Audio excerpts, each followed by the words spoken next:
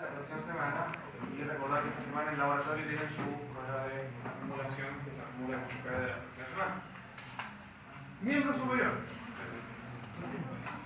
Extremidad superior, ¿cierto? Equivale a varios grupos de huesos, ¿cierto? De la última parte del esqueleto apendicular.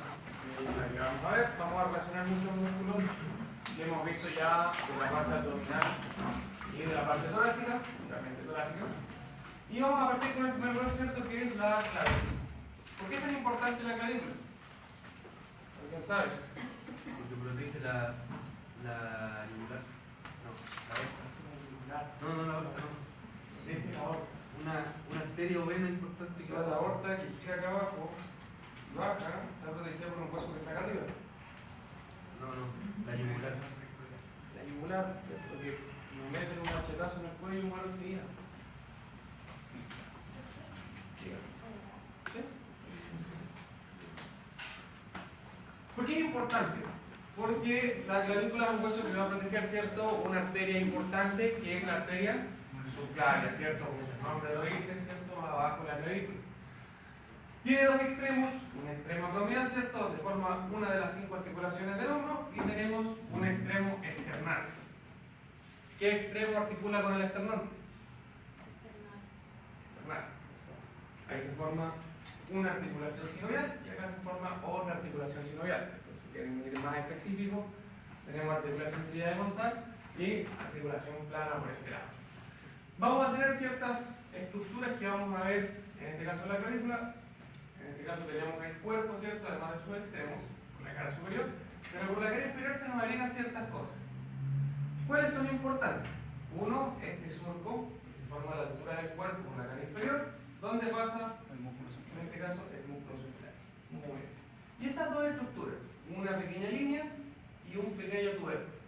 Esta línea se conoce como la línea trapezoidea y este tubérculo se conoce como el tubérculo conoideo. Ahí se van a insertar dos ligamentos que tienen dos lindos nombres: ligamento trapezoideo y ligamento conoideo. Eso es netamente de la regla.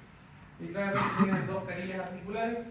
No confundirla como varios de sus compañeros en la prueba. Esto es un extremo y esto es la carilla. Después no me inventen extremo superior acromial, extremo inferior acromial, no me inventen nombres en la prueba. La escápula, ¿cierto? Antiguamente conocida como omóplato. Aquí sí se nos van a complicar un poco más los nombres, porque vamos a tener tres nombres que van a tres músculos que van a salir desde acá. Por la vista anterior, vamos a tener primero esta fosa que se conoce como fosa subescapular. De ahí van a ser un músculo que se conoce como músculo subescapular. Tenemos bordes, borde externo, borde interno y borde superior, que en realidad más que los bordes y los ángulos no deben interesar mucho. Me interesa que reconozcamos, en este caso, el proceso coracoides. Aquí que van a ver dos pequeños tubérculos que estos están cambiados. Este debería estar acá y está acá. Porque la estructura que encontramos acá se le conoce como la cavidad glenoidea. Ahí va a encontrarse la segunda articulación, en este caso la tercera articulación de las 5 del hombro.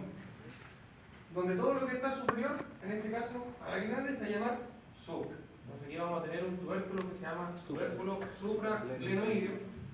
Y bajo la glenoide tenemos un tubérculo que se llama infraglenoideo. Y la imagen está al revés.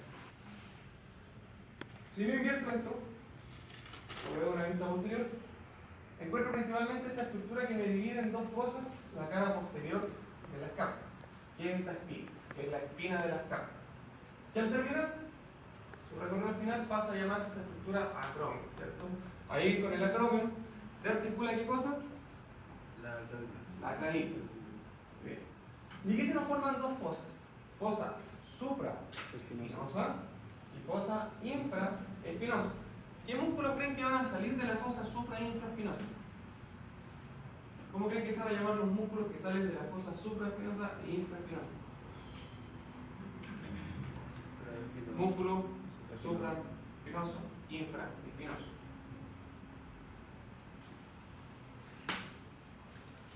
El húmero, ¿cierto? Lo voy a llamar continuo en este caso en la parte del miembro superior.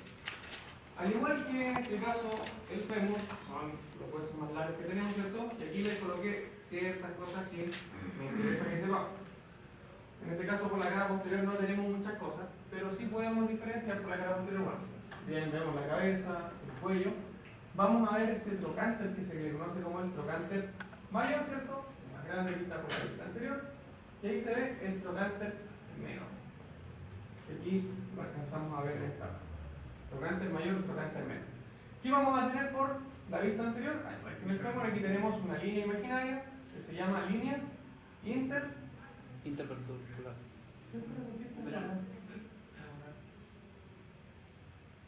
¿Por qué está acá?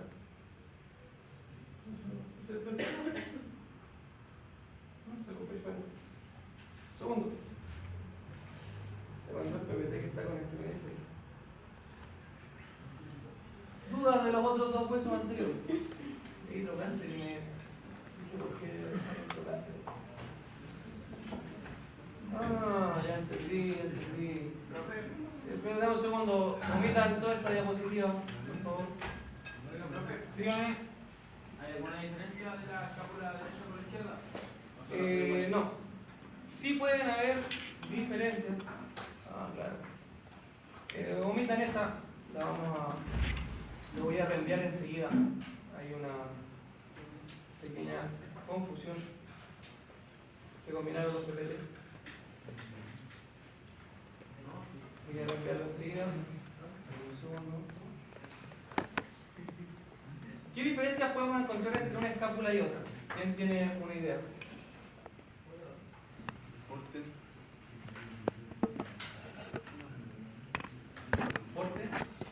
¿Qué más? ¿Hay algo característico que vimos cuando vimos Troya? Que podemos encontrar diferencias entre una, en este caso, escápula y otra. ¿Qué podría ser? ¿Y debido por qué? La escoliosis, ¿cierto? ¿Por qué la escoliosis? ¿Qué hace la escoliosis en las escápulas?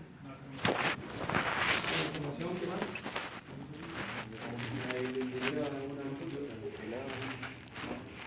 ¿Cómo le veo? Con la deformación de la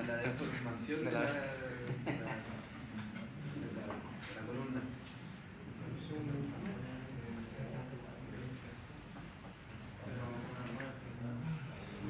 Más abajo están todas las imágenes de Pues un fémur, sí.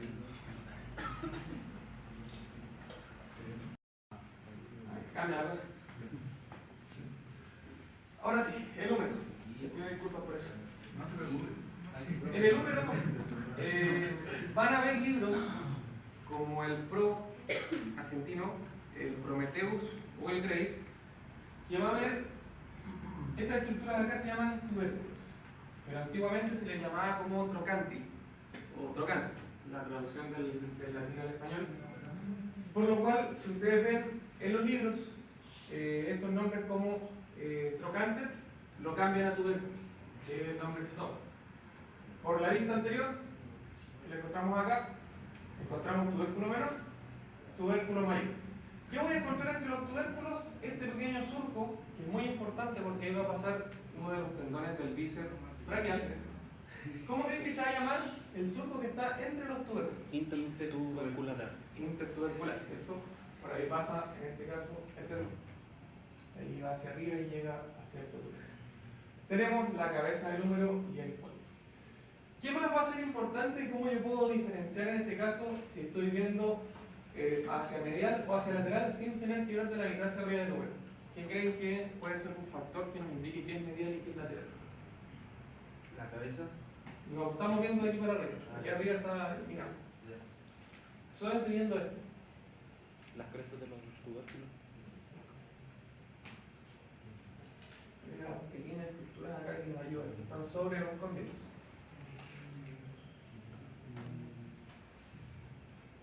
Igual que en el extremidad inferior, ¿cierto? Que en el fémur el húmero tiene una característica en uno de sus epicóndilos que nos ayuda a ver cuál es medial y cuál es lateral. El epicóndilo medial es más prominente, es más palpable. Porque por ahí hay un pequeño surco, en este caso es un surco para el nervio, en este caso, del plexo, en este caso braquial. Normalmente cuando uno se golpea acá, ¿cierto? Siente una corriente, se le duele todo el brazo. Bueno, ahí siempre pasa, surco para el nervio radial. Y vamos a encontrar en esta parte distal, ¿cierto? Vamos a encontrar, ¿cierto? Epicóndilo medial, epicóndilo lateral. Y estas dos estructuras que encontramos acá se les conoce como cóndilo. El cóndilo del húmero se divide por dos estructuras. Uno, por el capítulo, encontramos acá que es la pelotita que se ve aquí. Y segundo, por la tróquea. Esos dos en conjunto forman el cóndilo del húmero. Sobre el cóndilo encuentro los epicóndilos, cada uno respecto a su lado, y voy a encontrar dos fosas. Sobre la tróquea encuentro la fosa coronoidea, y ya vamos a ver por qué se llama así. Y sobre el capítulo encuentro una fosa que se llama fosa radial. Si yo doy vuelta a esto, no encuentro mucha diferencia. Sigo viendo ambos tubérculos, solamente que aquí, en el extremo, en este caso distal, voy a encontrar esta pequeña fosa que se llama fosa olecraniana. Todos esos nombres los toman por la estructura que va a llegar ahí. La fosa se llama fosa olecraniana, ahí llega el olecrano. Si la fosa se llama coronoidea, ahí llega el proceso coronoideo. Y si la fosa se llama radial, va a llegar el radio. Articulaciones del hombro. ¿Cuántas articulaciones tenemos en el hombro? 5. 3. ¿Hay una más? ¿Hay una menos? ¿La que están ahí entonces? ¿Las que están ahí? 4. Respondan, conocemos ese poquito. ¿Cuántas son? Acá Está en su dice prueba. 5. ¿Cuántas articulaciones hay en el hombro? 6. 4. 5. Si 3 diapositivas le dicen que eran 5. Primera articulación que nombramos, ¿cierto? Entre la clavícula y el esternón. Articulación externo clavicular, ¿cierto? Segunda articulación que nombramos al inicio de la clase. Entre la clavícula y el acromio. Acromio clavicular. Tercera que nombramos, ¿cierto? En realidad no la dijimos, solamente la señalamos, pero la vamos a ver, que se llama articulación glenohumeral. Me faltan dos, ¿cierto? Las otras dos articulaciones se le conocen como articulaciones fisiológicas del hombro. No son articulaciones que van a estar relativamente entre hueso y hueso. Una de ellas es esta, que es la articulación subdeltoidea, y va a ser deltoide y se forma la articulación. Y la otra articulación se forma a través de la espalda, en la escápula, que se llama articulación escápulo-torácica. Está ahí. Esas son las 5 articulaciones del hombro. Si una articulación se ve afectada en el hombro, ¿se verán afectadas las otras 4? Sí. ¿Por qué? Porque no tengo conectado. Ya estuvo conectado. El ser humano es una máquina perfecta. No viene perfecta. ¿Por qué tenemos tantos problemas? Si es perfecta la máquina. Que... Ese es un error clásico de la biomecánica. Exacto. ¿Por qué si una articulación se ve afectada, la otra también en el hombro? Porque se sobrecargan las demás. Se sobrecargan las demás. Es como un rompecabezas, si moví una pieza, tenés que mover todas para poder mover una sola. ¿Qué pasa si se lesiona en el hombro, en la acromio clavicular? ¿Qué pasará con la otra articulación? No se puede mover. ¿Qué pasará?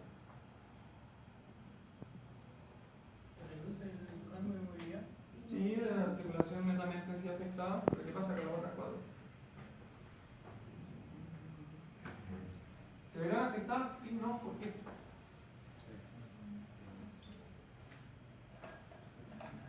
Porque no podemos aislar una articulación de otra. El movimiento es un movimiento conjunto. Si una articulación del hombro se ve afectada, sea cual sea la de las 5, afecta a las otras 4 en torno a lo que dijeron, al movimiento, ¿cierto? Debido a que la musculatura está conectada. Es lo mismo si yo les pregunto qué pasa si se lesiona un músculo. No, se va a afectar. No se puede aislar un músculo en una lesión. Aquí hay una imagen, ¿cierto?, de las 3 articulaciones principales. Recuerden que tenemos 3 articulaciones reales, son estas 3: esternoclavicular, acromioclavicular y glenohumeral. Y cada una tiene sus ligamentos, en este caso refuerzo. ¿Cuáles son los que a mí más me van a importar? Estos dos ligamentos de acá, que son los ligamentos trapezoideo y conoideo. Lo vemos acá. Ligamento trapezoideo que sale de la línea trapezoidea y va al proceso coracoides, y el ligamento conoideo que inicia el tubérculo conoideo al proceso coracoide. Por eso, esos ligamentos se les conocen como ligamentos claviculares. Por eso LCC. Después claramente tenemos ligamento acromioclavicular que van a ir pasando ciertamente acá sobre la articulación, ligamento coracoacromial, lo vemos ahí. Y también tenemos estos ligamentos de refuerzo que van a ir propiamente tal, ligamento glenohumeral, que van acompañados de la cápsula. Y no se confundan porque hay algunos músculos ahí que lo determinan con el mismo color. Músculos tóraco-apendiculares, ¿cierto? Aquí vamos a ver los músculos que van desde la zona del tronco directamente hasta el miembro superior porque todo esto va conectado. Por la cara posterior, ¿cierto? Encontramos este primer músculo, trapecio, ¿cierto? Un músculo grande en forma de trapecio, no sé quién me dijo que era una forma triangular, ¿cierto? Que va afectando el movimiento de los hombros. Elevador de la escápula, ¿cierto? Se va de la escápula hacia arriba. Romboides mayor, romboides menor, ¿cierto? Que tenemos que sacar ahí el músculo para poder verlo. Y el dorsal ancho o latísimo del dorso o gran dorsal, lo que tenemos acá. Si yo doy vuelta a eso, encuentro con la musculatura anterior, ¿cierto?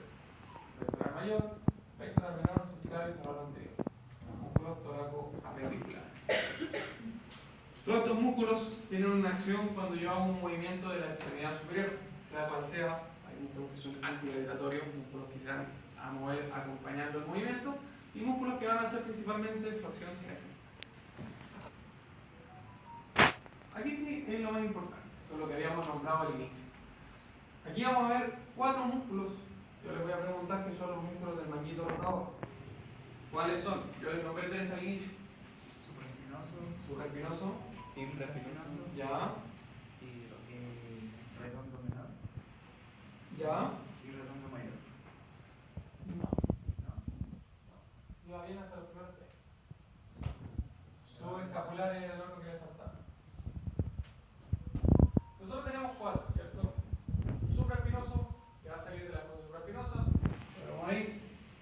Infraespinoso, sale de la fosa infraespinosa. Y aquí siempre hay una confusión porque dice manguito rotador con forma redondo mayor o redondo menor. No, solamente redondo menor. El redondo mayor sí, acompaña acá, pero no va a servir de nada. Ahí vemos redondo mayor, redondo menor. 3 músculos que van a ir directamente por posterior, pero hay un músculo que va por anterior, que es el subescapular.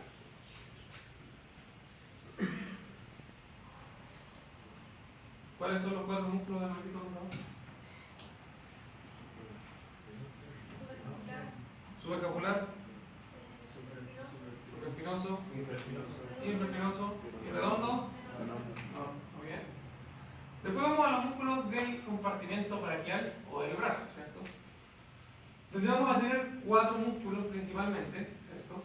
Donde tenemos este clásico, que lo conocemos como el bíceps braquial. ¿Esta será la cabeza larga o la cabeza corta? ¿Larga? ¿O corta? Corta. ¿Por qué? Me está cambiando porque le digo por qué. Cabeza larga o corta, decían, si están en su prueba, ¿no? Piensen un poquito con esto. Porque es muy importante diferenciar ambas cabezas. Larga. Cabeza larga. ¿Por qué? Porque es más larga que la que está al lado. ¿Ya? ¿Alguien más opina lo contrario? ¿Opina otra cosa? ¿Va a tener su prueba esta semana? Para que lo recuerden, la cabeza larga del bíceps es corta y la corta es larga. Esta es la cabeza corta del bíceps. Esta es la cabeza larga. ¿Por qué esta va a ser más larga que esta si no se ve así? Porque recuerden que aquí les dije que el tendón subía, se da una vuelta y llega al tubérculo supraelenoideo. Por eso la cabeza corta es larga y la larga es corta. Si se ve. Si yo saco el bíceps, voy a encontrarme con 2 músculos. Músculo braquial y músculo coracobraquial. 2 músculos que nos van a acompañar al movimiento, en este caso, del compartimento braquial. Si yo lo doy vuelta, encuentro este hermoso tríceps braquial. Ahí tienen los 4 músculos, ¿cierto?, que les voy a preguntar del compartimento braquial. Si yo sigo bajando un poco más, voy a llegar al codo, ¿cierto? Una articulación. Bueno, aquí encontramos 3 articulaciones fundamentales, pero aquí hay algo importante. ¿cierto? Habíamos dicho que teníamos ambos epicóndilos, ¿cierto? Epicóndilo medial y epicóndilo lateral, ¿cierto? ¿Cómo yo sé aquí quién es medial y quién es lateral? ¿Qué hueso me va a ayudar? La cabeza del radio. La radio me va a decir hacia dónde, si estoy a medial o lateral. Hacia la cabeza del radio es lateral. Lateral, ¿cierto? Muy bien. Epicóndilo lateral, epicóndilo medial. Además que este es más prominente también. Toda la musculatura que salga del epicóndilo medial es la musculatura flexora. Toda la musculatura que salga del epicóndilo lateral, esto hacia posterior, es la musculatura extensora. Y aquí tenemos la estructura, ¿cierto? ¿Se acuerdan que sobre, bueno, acá tenemos el cóndilo, ¿cierto? Encontramos el capítulo de la tráquea. Sobre el capítulo encontramos una fosa que se llama la fosa radial. Ahí llega la cabeza del radio, ¿cierto? Cuando hacemos el movimiento de flexión de codo. Y aquí, en la ulna, encontramos este pequeño proceso que se llama proceso coronoide, que va a llegar a la fosa coronoide. Si yo doy vuelta a eso, encuentro acá, ¿cierto? El olecrano, ¿cierto? De la ulna, que va a llegar a la fosa olecraniana, ¿cierto? Muy bien. ¿Qué articulaciones podemos encontrar ahí? Húmero radial. Ya, húmero radial, ¿cierto? ¿Cuál más? Húmero ulnar. Húmero ulnar, perfecto. ¿Cuál más? Yo veo 4 articulaciones ahí. Ya me nombraron 2. Olecraniano. No. Húmero húmero olecraniana. El olecrano es de la ulna.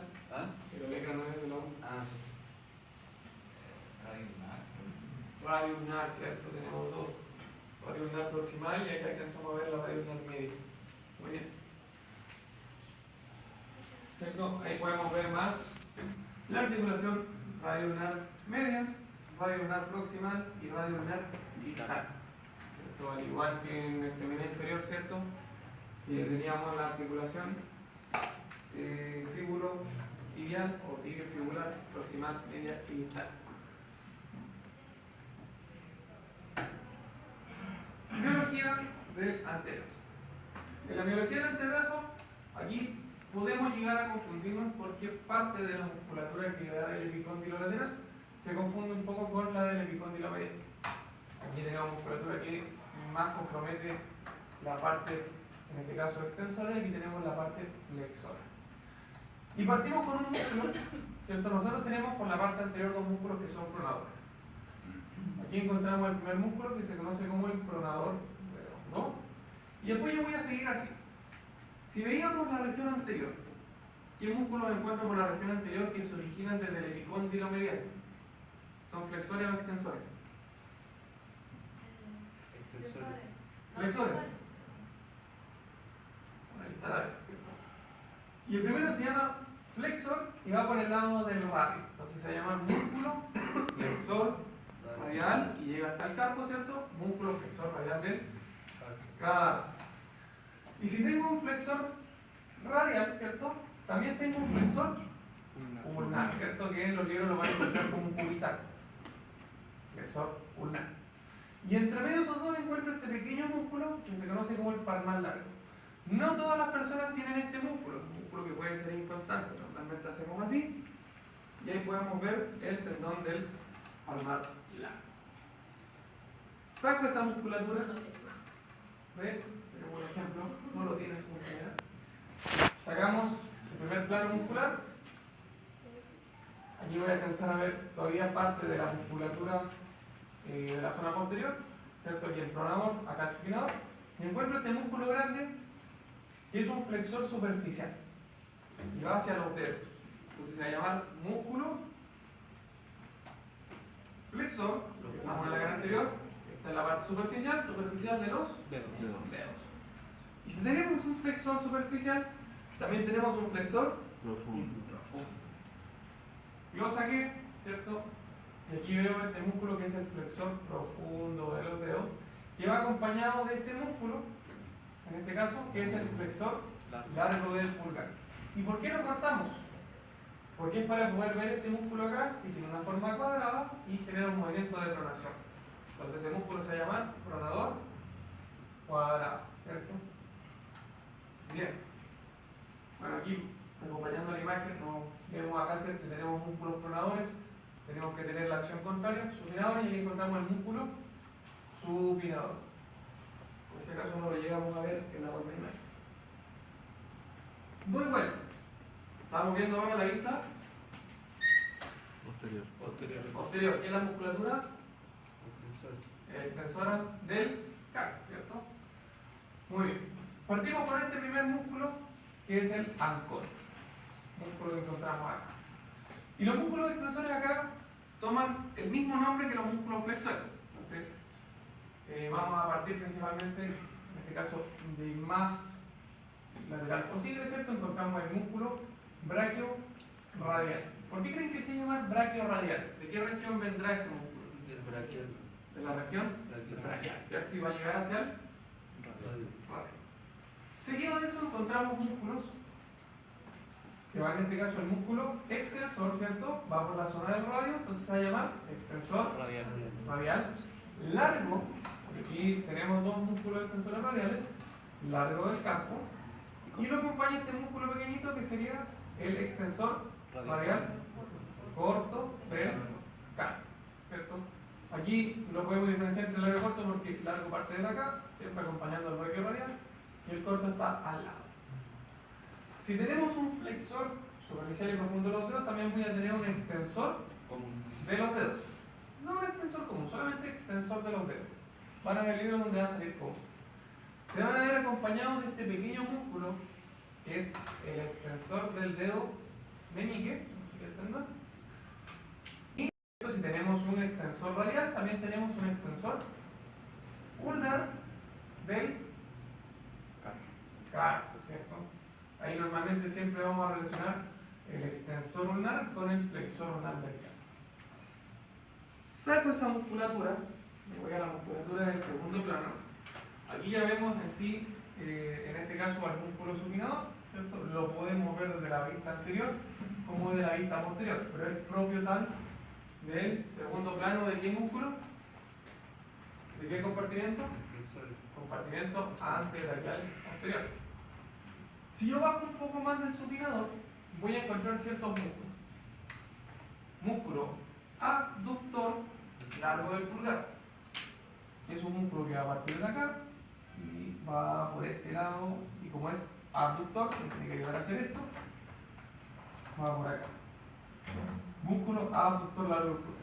Después tenemos dos músculos extensores del pulgar, un extensor corto y un extensor largo. Toman una distribución así, como si fueran una V invertida. En este caso, si yo tomo desde el origen y desde arriba, voy a encontrarme primero con el extensor largo, pero si voy desde lateral a medial, me voy a encontrar primero con el corto.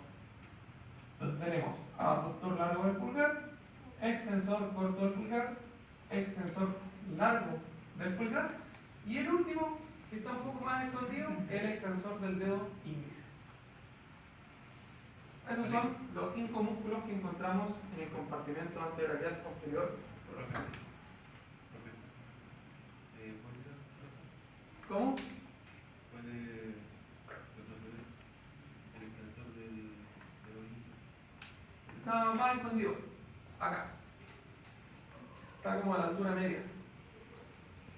Sobrepasa en este caso, aquí tengo los dos músculos extensores del pulgar, extensor corto y extensor largo, y aquí está acompañado.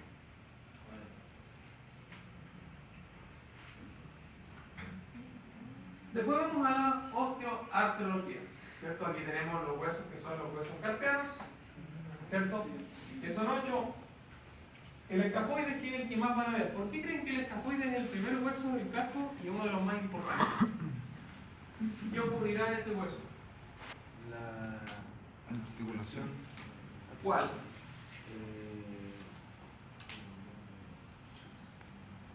A ver si logra adelantar una diapositiva. Radio carpiana. Muy bien. Y tenemos el escafoides, tenemos el semilunar, piramidal y pisiforme en la primera hilera, que sería en este caso la fila proximal de los huesos del cráneo. Y después tengo 4 huesos que van a ser la fila distal, ¿cierto? Que tenemos trapecio, trapezoide, capitado y amatal, que antiguamente se llamaban como grande ganchoso, pero ahora se llaman como capitado y amatal, o amatal, que son los nombres que toman. ¿Cómo los diferencio? El capitado, que es el hueso grande, es más grande que los demás, y el ganchoso o amatalo tiene un pequeño ganchito en su cuerpo. Subo hoy, ¿cierto? Encuentro estos huesos que son los metacarpianos, por eso aquí la articulación trapecio metacarpiana, articulación importante del pulgar. Sigo con las falanges proximales, falanges medias y falanges distales. Bueno, aquí nos ayuda mucho la imagen, no sé si alcanzan a ver esos pequeños porotitos que se ven ahí, ¿cierto? ¿Los ven? Bueno, ahí tenemos huesos que son sesamoideos que se forman, en este caso, a la altura de los metas, en este caso carpianos. Y aquí vamos a tener articulaciones, 5 principalmente, que vamos a ver como más importantes, porque no se ve la radio ulnar distal acá. Bueno, la radio carpiana tampoco la podemos alcanzar a ver acá, vamos a ver si... no hay. Bueno. Radio ulnar distal, que la vemos acá, ¿cierto? Tenemos el radio que va a articular con el escafoide principalmente, articulación radio carpiana. Bien. Articulación mediocarpiana. ¿Dónde creen que será la articulación mediocarpiana? Entre la fila proximal y la fila distal. Mediocarpiana, las articulaciones intercarpianas, ¿cierto? Y ya conocemos cuáles son. Metacarpo-falángicas, ¿cierto? Ahí sí tenemos que volver atrás para poder diferenciarlas. Metacarpo-falángica e interfalángicas. Esas son las articulaciones del ángulo. Y bueno, la trapecio metacarpiana, que ya la hayamos visto acá, que es la única diferencia. La musculatura, en este caso más profunda de la mano, ¿cierto? Y aquí principalmente lo vemos, ya que las máquinas del laboratorio no nos ayudan. Vamos a encontrar músculos que van a estar en la región tenar y en la región hipotenar. La región tenar principalmente van a estar siempre acompañando la parte del pulgar y la hipotenar al dedo. Y aquí vamos a encontrar 4 músculos. Primero encontramos el aductor del pulgar. El aductor va a estar por este lado o por este lado. Por la derecha, profe. ¿Acá? Sí. ¿O acá? Estamos hablando del aductor. Entonces lo encontramos acá. Aductor del pulgar, que es todo este músculo que vemos acá, que tiene 2 porciones o 2 cabezas. Una transversa, porque va de lado, y una oblicua. Si yo sigo acá, tenemos un músculo que se llama oponente. ¿Qué creen que va a ser el oponente? Oponer. En este caso, yo tengo que sacar un poco la musculatura. De hecho, aquí creo que no se logra diferenciar. No se logra diferenciar. Tengo que sacar la musculatura del aductor para poder ver el oponente. Pero sí podemos ver, en este caso, los 2 tendones del flexor corto del pulgar y del abductor corto del pulgar. Los vemos ahí. Pero, no, acá está. Perdón, oponente del pulgar. Sí está. No lo he visto. Va acá, por debajo. Oponente del pulgar, abductor corto del pulgar, flexor corto del pulgar. ¿Qué cabeza sería esta? ¿Oblicua transversa? Oblicua. ¿Transversa de qué músculo? Aductor del pulgar. En cambio, en la región hipotenar, toma exactamente lo mismo. Aquí no vamos a tomar en consideración el palmar corto porque también es un músculo que en realidad no lo tomo muy en cuenta, pero sí me interesan estos 3.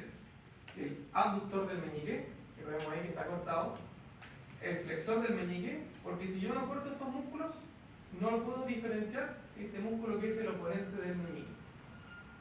Los oponentes siempre van a estar escondidos por el flexor y el abductor. Siempre van a estar escondidos por abajo porque tienen que hacer este movimiento. Aquí algo que sí o sí les voy a preguntar, lo que se llama como el túnel carpiano, que es una estructura que se forma acá, ¿cierto? Que ahí pasa un síndrome que se llama síndrome del túnel carpiano, ¿cierto? Que es cuando esta zona se inflama y se empieza a comprimir todo este paquete que está acá. Principalmente este nervio, el nervio mediano, ¿cierto?